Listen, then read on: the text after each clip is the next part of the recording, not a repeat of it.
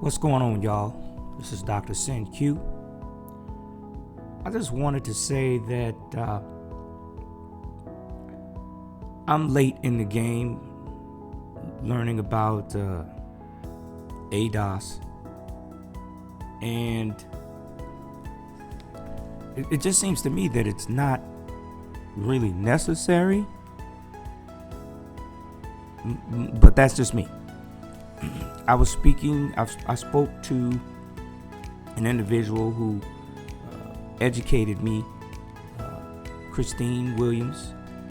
She educated me on ADOS, what ADOS is all about, and directed me to a couple of other people who are ADOS, and so that I could listen to them and see what they're talking about. And the thing I'd like to bring to ADOS's attention is that reparations for those of us who've had ancestors in the Holocaust, known as the transatlantic slave trade, that brought us here to the United States. The issue for reparations has always been about us.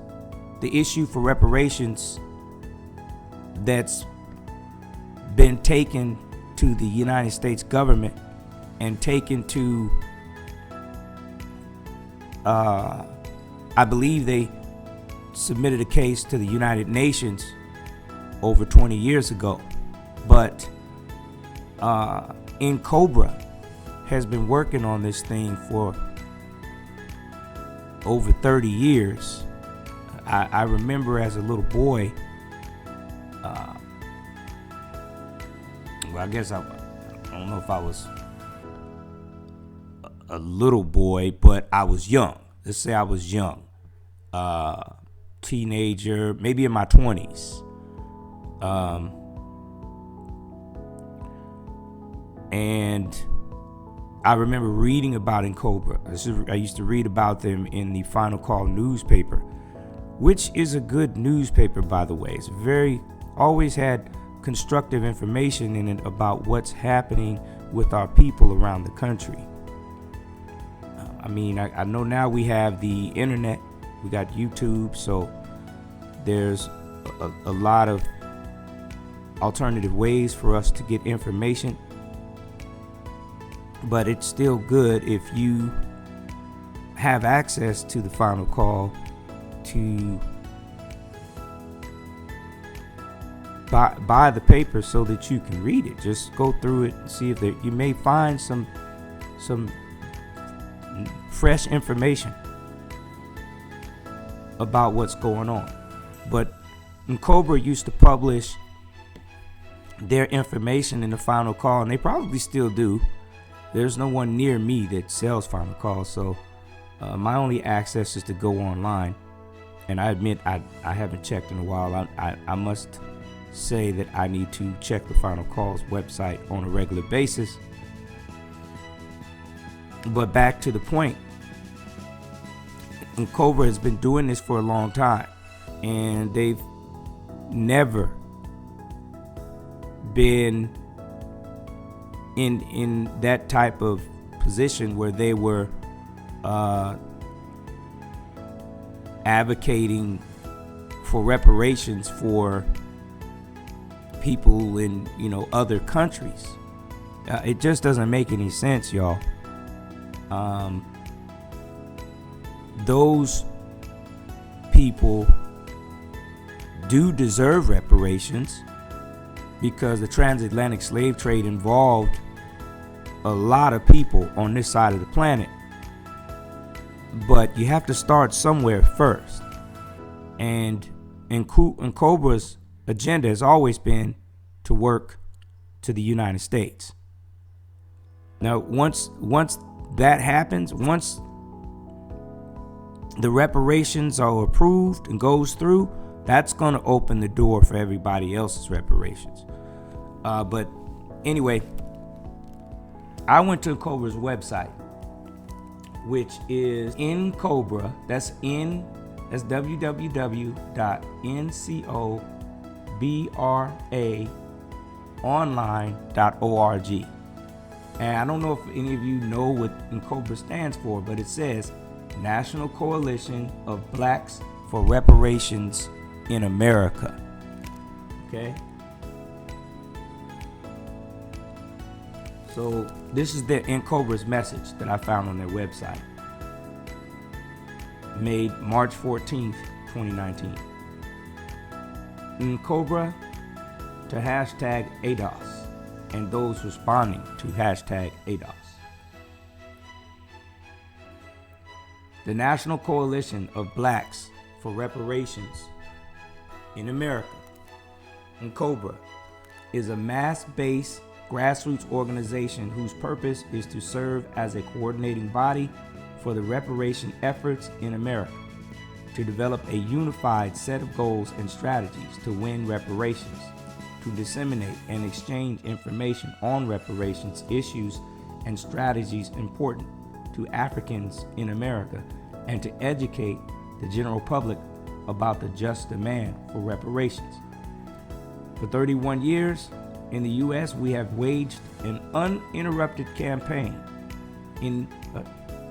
to achieve full repair of our people resulting from injuries incurred through and resulting from the MAFA, the transatlantic slave trade, enslavement, Jim Crow, apartheid, and post-Jim Crow crimes against our humanity.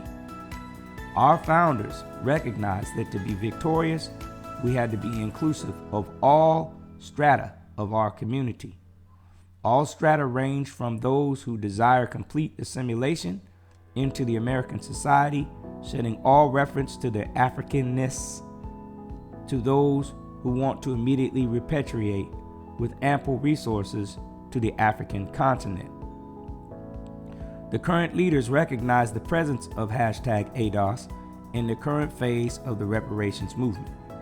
We offer from our policy and procedures manual the principles of unity and reparations united front to guide all actions toward our collective claims. These claims are not only from the U.S. government, but corporations, powerful institutions, and wealthy families in this country that aided, abetted, and who continue to benefit from the crimes against our humanity. NCOBRA principles of unity. As a collective of various organizations and philosophies, we will respect each other's autonomy in organization and philosophy. The central principles we unify and agree upon are: 1. Our primary goal is to achieve reparations for Africans in America, i.e., descendants of Africans enslaved in the United States. 2. The so-called transatlantic slave trade was not trade, but was in fact a holocaust of enslavement. It was morally wrong and a crime against humanity. 3. We define reparations as a process of repairing, healing, and restoring our people. Therefore, we continue our ancestors' efforts to liberate us by focusing on repair, healing, and restoring the person's family and community damages that were suffered during the Holocaust of African enslavement. 4. Africans in America are due restitution for the Holocaust of African enslavement and its vestiges. 5. We support and work for the passage of H.R. 40, sponsored by Congresswoman Sheila Jackson Lee and other state and local legislative initiatives. Reparations United Front. 1. Functioning as a Reparations United Front is critical to maintain a unified public posture. Members of the collective, organizations, and individuals agree not to attack each other, especially regarding reparations. Let's repeat that, because those of you who are always name calling and mudslinging other black folks, especially those who are attempting to do something constructive for the black collective, you must study the FBI's COINTELPRO program, the COINTELPRO program, which stands for COINTELPRO, means the Counter Intelligence Program, and all of the tactics that they used to disrupt constructive operation within the black collective. You got to learn that, folks, because all we're doing is repeating history, and we seem to keep doing it every movement. This is like I would say kind of like the third or fourth black empowerment movement, and it's falling into the same trap that all the others fell into.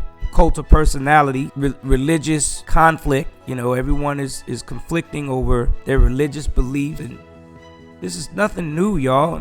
We gotta stop repeating the same mistakes. Where'd I leave off at? I was so juiced on that because it's just silly the way we are right now as a people. It's silly. We in 2019 and we still arguing over shit that doesn't mean a hill of beans, man. 2, in instance where there may be differences of opinion, members will emphasize their commitment to reparations to minimize attempts to divide and neutralize the effectiveness of the collective. 3, the collective may elect not to recognize those who fail to abide by the aforementioned principles of unity. Everyone is encouraged to support the work of the collective in ways most suitable for them, whether inside or outside the collective. We hope in sharing the principles of unity that a reparations united front will move us all closer to victory.